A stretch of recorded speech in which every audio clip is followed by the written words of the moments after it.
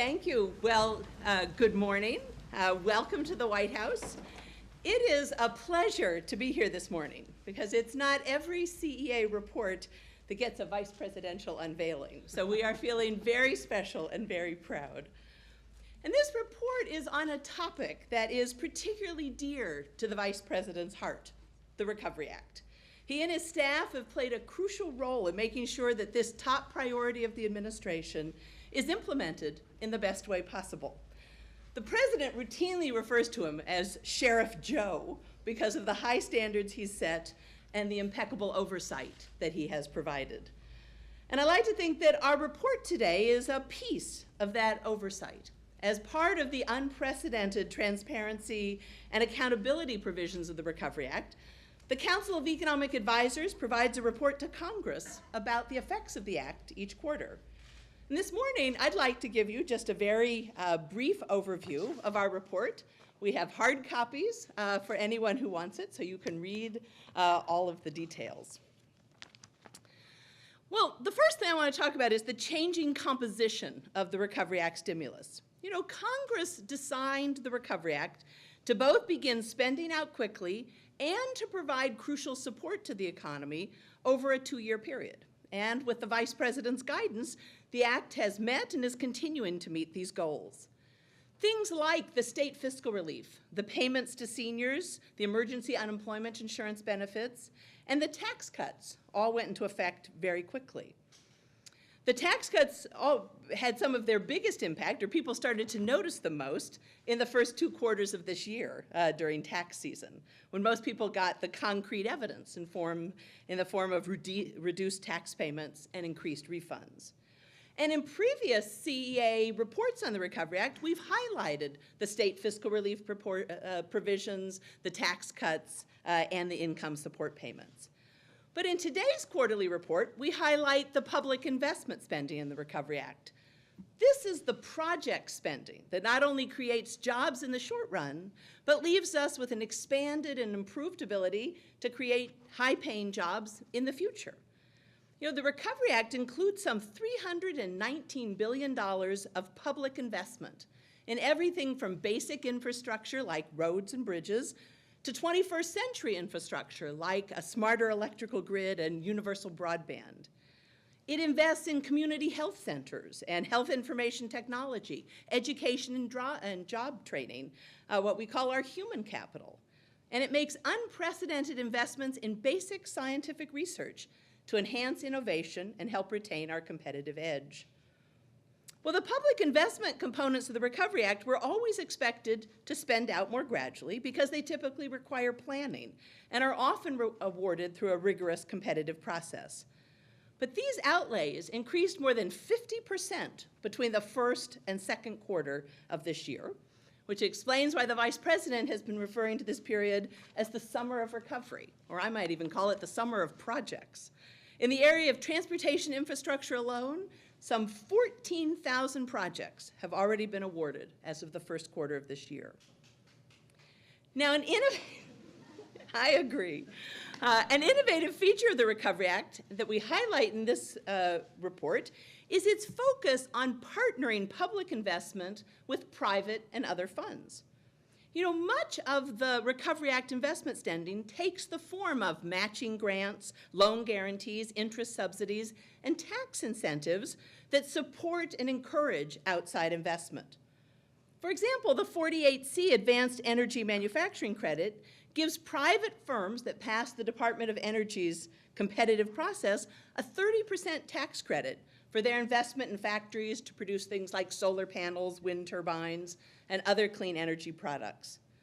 The Broadband Initiatives Program provides grants and loans to firms and regional authorities to bring internet access to rural communities. And the Build America Bond Program subsidizes the interest cost of state and local government borrowing for schools, transportation, and other vital projects, so that these entities are encouraged to invest in the local infrastructure. Well, what the CEA's report does is to collect information from 15 agencies on the nature and the extent of those leverage provisions in the Recovery Act. We find that roughly $100 billion of Recovery Act funds use leverage, and that these provisions are encouraging co-investment in a wide range of areas. The greatest use of these innovative provisions are in the areas of clean energy, economic development, and building construction. And we estimate that the $100 billion in Recovery Act funds will partner with close to $300 billion of other funds, the majority of which are from the private sector. That is, $1 of Recovery Act funds is matched by almost $3 of other funds. All told, that $100 billion investment from the Recovery Act will support more than $380 billion of total investment spending. Now, a detailed examination of the incentives for wind energy production suggests that such leverage provisions can have a significant impact on private sector investment behavior. Thus, the Recovery Act appears to be stimulating private investment and job creation at a time when the economy needs it most. Now, in our report, we estimate the impact of the Recovery Act on job creation in two ways. One is a model-based approach similar to that used by the Congressional Budget Office. This approach uses multiplier estimates based on the historical record to estimate how the Recovery Act's tax cuts and outlays to date likely translate into employment effects. The second approach that we use to estimate the employment impact does not depend on policy multipliers estimated from past history. Instead, it uses statistical procedures to project the likely path of employment based on the information available just through the first quarter of 2009, when the Recovery Act was passed. And then it compares the actual path of employment with that forecasted baseline. Well, the model-based approach indicates that the Recovery Act has raised employment relative to what it otherwise would have been by some 2.5 million jobs as of the second quarter of this year. Of these jobs saved or created, more than 800,000 is due to the public investment outlays that have occurred so far. The projection approach yields a substantially larger number. It suggests that the employment as of the second quarter is 3.6 million higher than it otherwise would have been. By this estimate, the Recovery Act has met the President's goal of saving or creating 3.5 million jobs 2 quarters earlier than anticipated. Now, importantly, a review of a wide range of other estimates outside the CEA, outside the administration, shows that our model-based estimate is very similar to outside experts. Our projection-based estimate is higher than some of the others, though very similar to the Congressional Budget Office's high-end estimate of 3.4 million jobs saved or created. Now, there's obviously a lot of uncertainty about any jobs estimate, and I suspect that the true effects of the Act will not be fully analyzed or fully appreciated for many years. But our compendium of outside estimates shows that respected analysts across the ideological spectrum, as well as the nonpartisan Congressional Budget Office, agree that the Act has had a significant beneficial effect on employment and output over the past year. Now, before I close, I wanted to take just 1 minute to thank the many members of the CEA staff who contributed to the study. I like to say that we are a small office that likes to do big reports, and this is one of our most ambitious. The amount of data that was collected, crunched, and then double and triple checked was simply enormous. We couldn't have done it without our amazing crop of summer interns that came in at just exactly the right moment. But thanks to the incredible skill, dedication, and good cheer of our team, as well as the support of the Vice President's amazing staff, we got it done. And I hope that people will have a chance to read it, because it really does tell a wonderful story of how well-designed and well-implemented policy can not only put people back to work, but can help to energize private investment. And with that, it is my great pleasure to turn the podium over to not only the best vice president I could ever imagine, but the best friend the CEA has ever had. So, the Vice President of the United States. Thank you. Thank you all very much. Look, one of the things is I was saying 2 things to Dr. Romer. One is that she is, of everyone in administration, and I've been here for 8 presidents, I can't think of anybody in the last 8 presidents' terms that has been able to take complicated economic data and explain it without talking down to people. And I have, as an economic historian that she has taken me to school, and I've appreciated it very, very much. Look, folks, the big question in everybody's mind, people who are have just gotten back to work, people who are uncertain about whether they'll stay at work, and most importantly, people who don't have work, is, are we heading in the right direction? Are the prescriptions we put forward in this administration taking the country in the right direction after having fallen off a cliff like it had for the last, not just the last year and a half or 2 years, but really the last 4 years, the direction it's been going? And so that's the question. And what we're all about today is not to say we have solved the problem. Over 8 million jobs were lost in this Great Recession. Over 8 million jobs. No one, including the people in the neighborhood I grew up in Claymont, Delaware, and in Mayfield, where I'm from, thinks we could solve it all in one time. But coming from a family where there were occasions when dads and uncles and aunts sat around the kitchen table wondering whether or not their job was going to be lost, and sometimes it was during economic crunch times. The question is there reason for people to be hopeful? And my argument is there is a lot more work to be done, but there's reason to be hopeful. As many of you know, when President Obama and I were elected, we were facing the toughest economic downturn since the Great Depression. I remember getting a little bit of trouble, I was accused of hyperbole saying when I first started calling it the Great Recession. Well, I meant that in a literal sense. The greatest recession we've had, the worst recession we had short of a depression in this country. I want to remind people of a few important facts, not to ascribe blame or responsibility, but just to understand where we were and how far we've come and how far we have to go. In the last 6 months of the Bush administration, 3 million jobs were lost. From June until January, 3 million jobs were lost in 2008 at the end of the Bush term. The fact of the matter is, before the President and I lowered our hands on that cold January day in front of 1 million expectant people, knowing things were tough and having hope that we could change it, that month, by January 20th, we had already lost 740,000 additional jobs. The GDP shrank, not expanded, in that first quarter that we inherited, 6.4%. And we inherited before we turned the lights on, not figuratively, literally, before we walked into the West Wing. We were handed a deficit, a bill, for that year for over $1 trillion. They're the facts. They're the facts. There used to be a program 100 years ago when I was a kid on TV with Walter Brennan. He said, "Ain't brag, ma'am, just fact." It's just factually. That's what we inherited. And we knew if we didn't act, and we didn't act boldly, the best estimates were telling us that we would lose another 4 to 5 million jobs immediate in that year. Well, we did act. And I stand before you today to say to you that not only the Recovery Act, which we're talking about here in this quarterly report to the Congress, but the economic initiatives we took, they are working. They are working.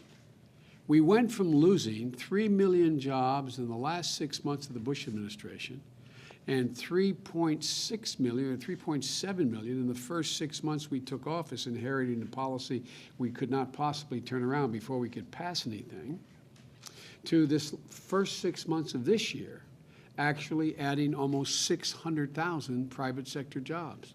Long way to go. Long, long way to go. But over 6.7 million jobs have been lost in the last quarter of the last half of the Bush last year and the first half we came in before we could get anything really passed. We lost over 6 million jobs. And in the first quarter of this year, as our policies are just kicking in, we have created this year, 2010, roughly 600,000 private sector jobs. The economy has been growing on the last 3 quarters at slightly over 4%. Folks, this is because of the American Recovery and Reinvestment Act in large part. As Dr. Romer explained, we are releasing a report today that says the GDP is between 2.7 and 3.2% higher because of one thing, the Recovery Act. Put it another way, we would be barely growing at all were it not to have passed in the first place and been implemented. We have created or retained, as Christy said, roughly, and you can argue about whether it's 2.6 or 3.5, but everyone now acknowledges there would be somewhere between 2.5 and 3.6 million fewer jobs available today, fewer people working today, were it not for the Recovery Act. And as pointed out, we have leveraged, taken off the sidelines, money that was not being invested, almost $300 billion from the outside. Over half of that, private sector, over $150 billion, private sector funding in education, clean energy, and infrastructure primarily. It was never going to be enough, if we get another thing straight here. In order to lead the world in the 21st century, no one that I know of thought it was sufficient to rebuild the economy of the 20th century. Let me say that again. I don't know any economist that thought we could lead the world in the 21st century economically without rebuilding something beyond the economy that collapsed in the first decade of this century. There are just not enough jobs to create by really just going back and taking the existing industry and rebuild. We want to rebuild what's able to be rebuilt, and we're doing that. But that is not sufficient. We need to create whole new industries.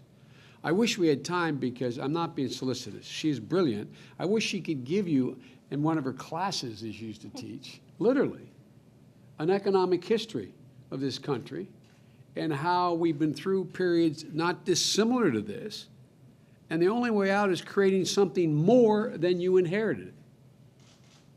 Does anybody think we could lead the world in the 21st century the same energy policy we had going into this recession? Literally, I'm not being figurative, I'm being literal. Does anyone think we could possibly lead the world in the 21st century with the education policy we have, ranking 15th in the world in the percentage of population that graduates from college? My wife, who teaches full-time as a professor still, teaches 15 credits, she has a great saying. She said, any country that out-educates us will out-compete us. So folks, look, we need to rethink and transform what we do, what we make, and where it's made if we're going to lead in the 21st century. And the numbers I just announced aren't just numbers and abstractions, they're very real. This is about popping the hood of an electric car made by Fisker Automotive in Wilmington, Delaware, of a closed plant, a GM plant that had been there for 60 years, them investing over $1 billion in venture capital with a $426 million loan from the Fed, from the Energy Department, being able to check on your advanced battery, which is made by Dow Kokum in Midland, Michigan, an electric motor made by UQM in Longmont, Colorado, as you recharge your vehicle at an electric charging station in San Diego. Sounds corny, but think about it. Ultimately, this will save American drivers cash at the pump, save American economy from having to import billions of barrels of oil, and fundamentally allow us to alter our foreign policy, where we send $350 billion a year into the sands of the Arabian Peninsula and the jungles of Venezuela. People who aren't particularly crazy about us and our interest. It's about saving electricity by reading a smart electric meter made by a company named Itron, I-T-R-O-N, in Minnesota, and using electrical sources from wind turbines built by Siemens in Iowa, and installing solar panel system produced by Amex in Nevada and Arizona, so that we can reach our stated goal of doubling our renewable energy generation by 2012. Not 2020, 2012. And all of this came from seed money. I love my Republican friends and those who think we're going the wrong way by saying this is big government spending, that the government is directing the economy, the government is. Look, folks, this all came from seed money and the vision of a president that sparked the imagination of the private sector, the true engineers of our economic future. Barack and I have no illusions. The only way back is through the free enterprise system in the private sector. But they were flat on the balls of their heels, as my uncle used to say, with very little prospects. When President Obama, what he did was remarkable. But in a sense, it was nothing really new. Imaginative presidents, Republican presidents, have sparked private sector ingenuity, which has sparked growth over the course of our entire history. In the middle of the Civil War, this is to remind people, you give them a frame of reference here, that this isn't big government spending. This is about getting the economy growing through seed money. In the middle of the Civil War, when there was no impact whatsoever on the outcome of the war by what was happening in Montana or in Idaho or in the state of Washington or Oregon or the Dakotas, what did what did Abraham Lincoln do? He pushed through and signed into law an act that established the Union Pacific Railroad Company. He said, Joe, what's that have to do with anything? Well, the idea was that the federal government provide initial funding for a company and for the start of a major transportation infrastructure project. The Pacific Railroad Act of 1862 called on the U.S. Treasury to issue bonds at $16,000 to a company for every 40 miles of railroad they built. $16,000 in the middle of the Civil War for every 40 miles the private companies built. And in doing so, today, after more than a century of private innovation, the Federal Railroad Administration manages over 200,000 miles of railroad track, and the railroad's value to the economy is over $350 billion a year. I'm not saying it would have never happened, but it would not have happened in the 1860s, 1870s, or 1880s. It all started with the federal government making a down payment. Private capital poured in, and the industries created that literally changed our way of life and grew this nation. Here's another Republican president, Eisenhower. And I have multiple examples. I won't bore you with them all. Just one more. Smaller scale. And by the way, Kathy Zoe's the one responsible for this. I gave her an assignment to go out and dig up all of these examples. In response to Sputnik, we launched something called the Advanced Research Project Agency. It was originally called ARPA. It's now called DARPA. It was created back in '58, as I said, by another Republican president. The goal of this new agency was to rejuvenate America's military research and development capabilities. In 1962, this outfit called ARPA launched a nationwide effort to build a computer network that they called ARPANET.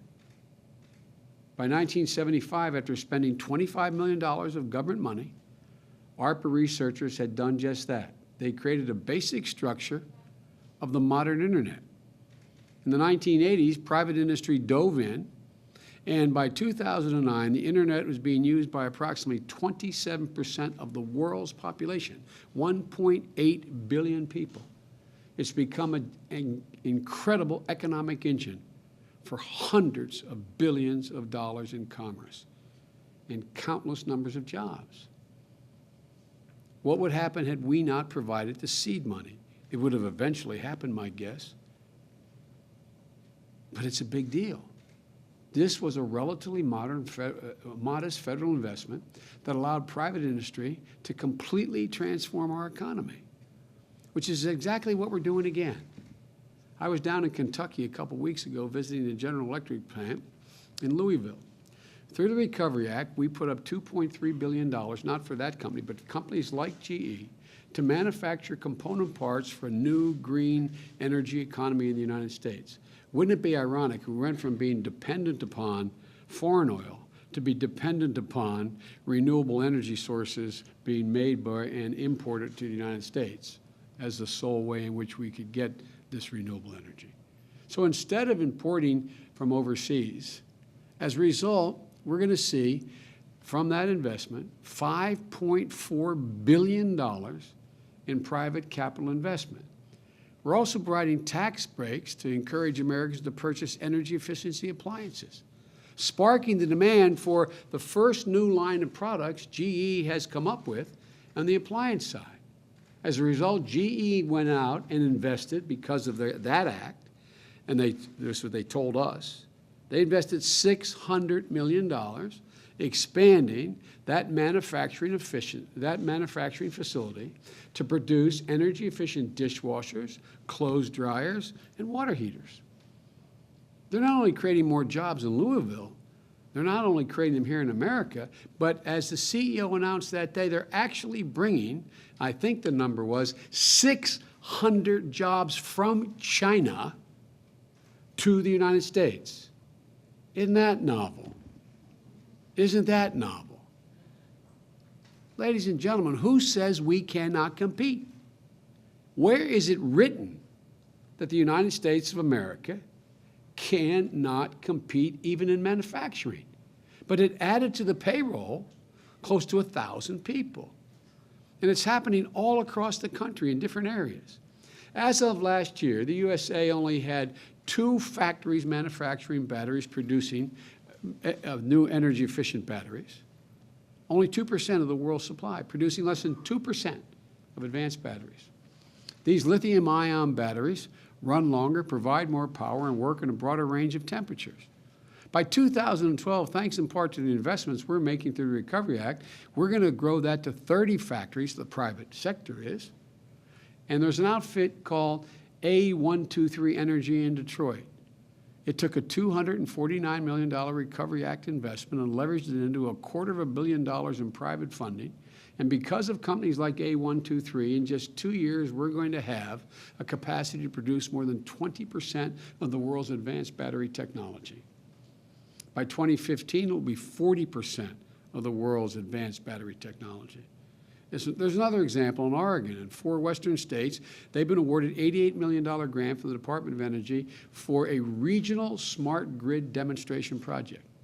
Utilities and technology companies added another $90 billion of their own money, private capital, doubling our investment.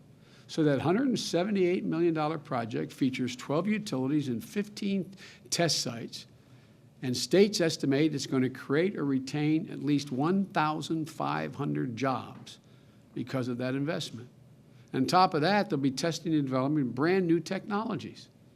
This is happening all throughout the Recovery Act. Just consider the following. $46 billion in clean energy funds alone is going to generate, as Christy pointed out, over $100 billion in additional investment in new energy projects.